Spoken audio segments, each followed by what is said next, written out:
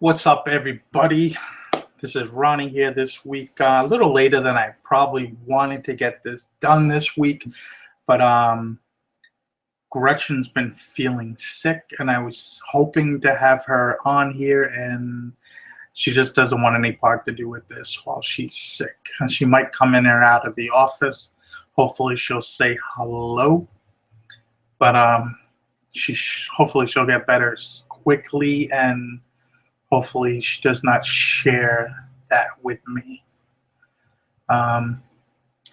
With that being said, last week was actually a pretty decent week on eBay. Sold 47 items, $25.65 was the total, and then with shipping was $26.89. So not bad. I mean, have a few weeks of those. We'll easily get to our goal of 10,000 on eBay. Average sold item was $54.57. Love that. That's pretty normal for us. The mailman just came. Amazon sold 23 items on Amazon for a total of $745. Average over there was $33.89. Really not sure what I'm selling over there anymore, because a lot of what I've sold is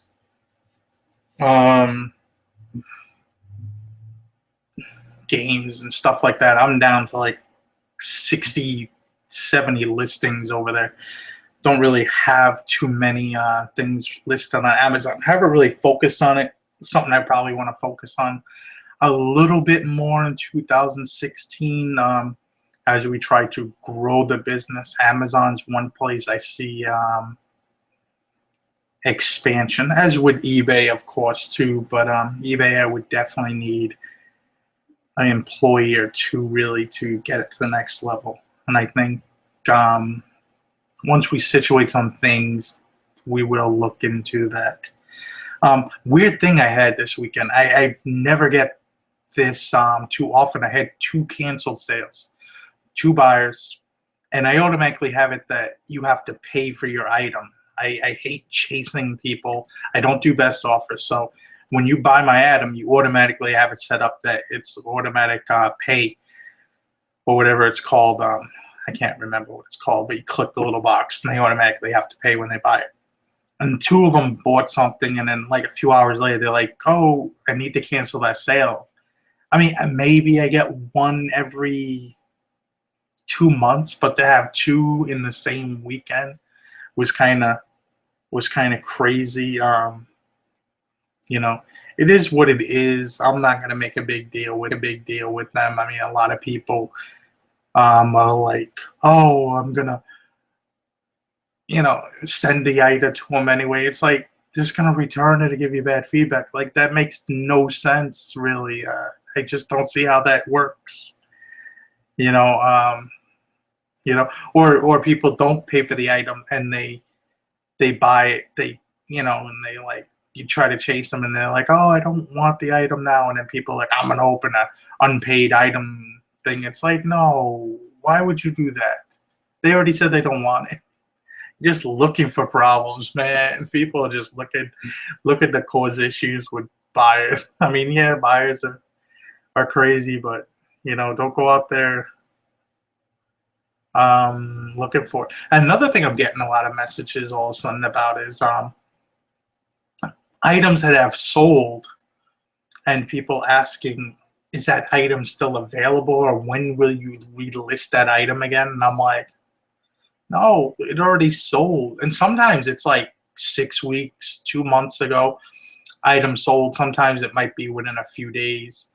But that's kind of weird. I'm not sure why that's becoming more increasingly of late.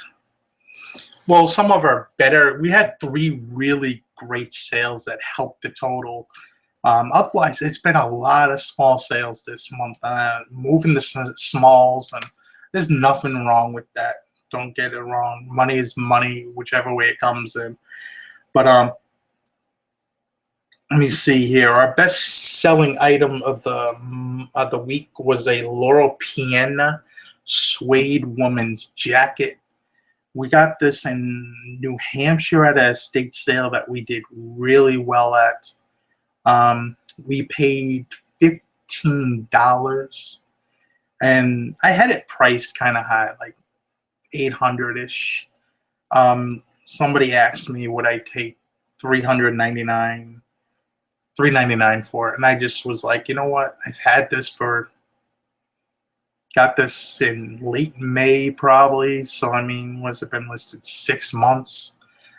Turn 15 into 400 basically. It's done. It's a wrap. Let's move it on. Get it out of here. Make some money. I mean, sometimes things sit. Sometimes you just gotta let it go. Another nice sale was a vintage Burberry tweed overcoat, and that was a men's. Picked that up at a thrift store, I want to say for $20, and it was not listed very long, only a week or two, and that sold for $239.99. And that was with shipping. Actually, the Laurel Piana I had with free shipping. I'm not sure why I really don't do free shipping on items like that. Maybe just because it was a higher dollar thing. I was asking $800 for it. It's like I could spring for the $10 shipping. It went to DC, so I think it was like $6 to ship and signature confirmation. It cost me like $8. Not that big of a deal. And another item that we picked up was a Vietnam era armor francation vest, flag vest or whatever you want to call it. Had like metal plates in it. Model number was M-1955. We were told it was Vietnam era. I got it at a yard sale that I did very well at. Picked up a bunch of other things at that yard sale that I've all sold. I had a huge snap-on wrench at that yard sale.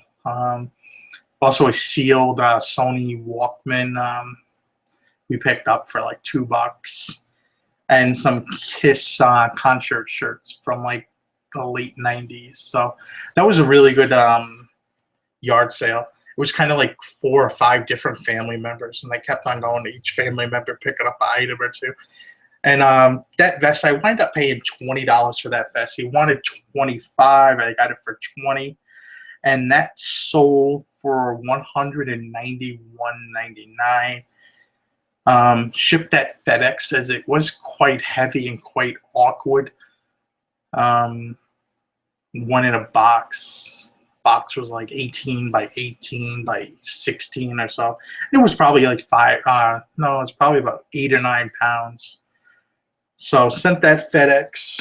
Like I said, that went west. Other than that, really have not done much for the business. It's been kind of like one of those weeks where kind of catching up, getting ready for the holidays, doing a lot of different things. We got some business cards for the business. My wife printed these up. As we've talked about it, she's just more of a go-getter than I am with something. But little Christmas things that we're putting with our orders for the next week or so. But figure cute, can't hurt. I mean, probably have. I mean, of course, if I see somebody's name that I don't think would like any Christmas spirit, I'll make sure they don't get it. And then we have this little card that I enclose with this, and as you see right here in the back, it actually shows you how to get to our eBay store. With that being said, I already get probably every month between 8 to 10 repeat buyers. We sell about 200 items, give or take. So what's that, about 4 to 5% repeat buyers? It's not actually that bad. I'm just trying to get more repeat buyers and actually seeing how we can do that, different ways. There's certain people I actually buy stuff for. Not buy, as I come across stuff, I message them and I'll send them packages. I would love to do it more locally where I actually get stuff for people, but it just seems like I just don't have enough time to do that in my day. With that being said, I think I'm in I just bought a truck not too long ago. I bought a 2003 Ford Expedition. No, Ford Excursion. Big damn thing. It's like the size of a bus. Nice truck, clean. I bought it with 100,000 miles. I has 107 on it. Problem is, it's a V10. Thing eats gas. Like, it just eats gas. The thing is hungry all the time. And I just gotten into the habit of, I fill it up probably, say, 3 times a month on average. Thank God gas is cheaper. Now, it's like $2 here a gallon, so I think it costs about $70 to fill it up. It's has a 36-gallon tank, so it takes a little bit to fill that thing. When gas was $3 a gallon, or if it ever goes to $4 like it did a few years ago, that truck would actually put me in a hole. I'm going to probably trade it in. It needs some repair work done to it. It needs 2 front hubs replaced. Rear backing plates kind of rusting out, could be replaced. I'm always one of these people that look at preventive maintenance on my vehicles. I kind of fix things before they break instead of having my truck on the back of a wrecker going in there and getting fixed. I kind of always figure out what's wrong with my truck. Kind of, if I feel that there's something wrong, I have it checked out. There's a few other things, but Ford dealership quoted me $2,500. I was there for an oil change. I just wanted to see a quick quote. I have a guy that usually does my mechanic work for me. He could probably do it for half of that, maybe a little more, because you got to figure someone's time and everything like that. But I'm just, with the price of gas going as low as it has been, and my truck gets so little miles per gallon. It gets like 10 miles to the gallon, and that's like going downhill, rolling. It just doesn't seem to want to get more than $10, 10 gallons, 10 miles per gallon. It's really bad. It's driving me crazy. So I think I'm going to be in the market for a new truck. Probably Monday or Tuesday, there's a dealership. I've kind of searched around, and there's 2 different vehicles I'm really interested in. One's a 2013 Dodge Dakota. It's really nice. Gets 23 miles to the gallon. I kind of like that. I'll be picking up a few extra $100 car payment, but I'm actually saving money in gas because the truck will be getting so much better gas mileage. And as we're thinking about taking some trips down south this year. There's 1 or 2 trips planning to make south. We're gonna probably go to Niagara Falls again, maybe Maine.